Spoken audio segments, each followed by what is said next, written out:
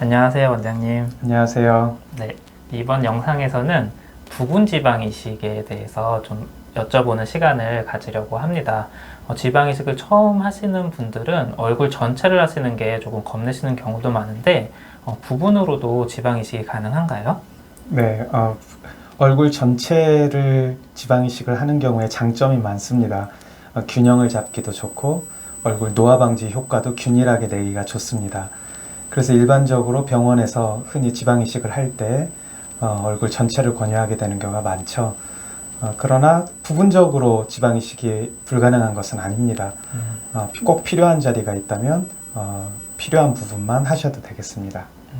그러면 부분으로 지방 이식을 했을 때 우선적으로 해야 되는 부위라든가 아니면 부위를 선택하는 팁 같은 것이 있을까요? 부분적으로 하시는 골라서 하실 때는 어디를 하셔도 좋은데 우선 자기가 제일 거울을 봐서 지방이 많이 없어진 자리, 주름이 깊어진 자리부터 일단 우선적으로 하시면 되겠습니다.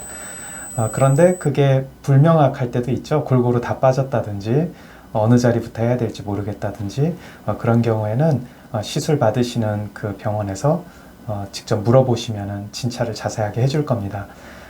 자기 눈에는 잘 안 보이는 것도 이제 전문가의 눈으로 보면 시급한 부위가 이렇게 우선순위가 매겨질 수 있습니다. 그걸 참고하셔서 가장 노화가 이제 곧 아슬아슬 곧 무너질 자리라든지 이렇게 시급한 자리를 먼저 하시면 되겠고요. 그냥 일반적인 팁을 말씀을 드린다면 얼굴 가운데부터 하는 게 좋습니다. 이마만 도톰하고 팔자주름이나 눈 밑이 꺼져 있으면 약간 역삼각형으로 보이기가 쉽겠죠.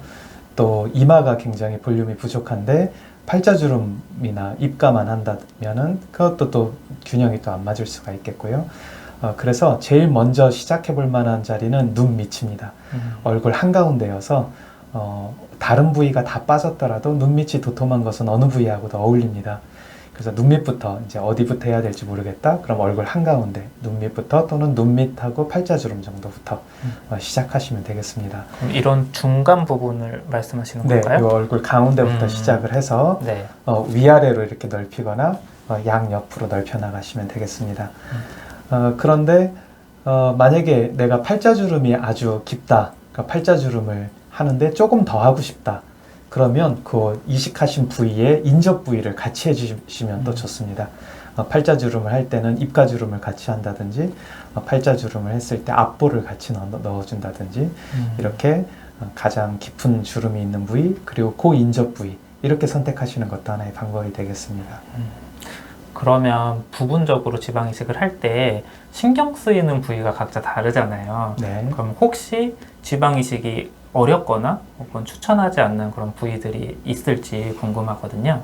네, 원칙적으로 지방 이식은 얼굴 어느 부위나 다 가능합니다.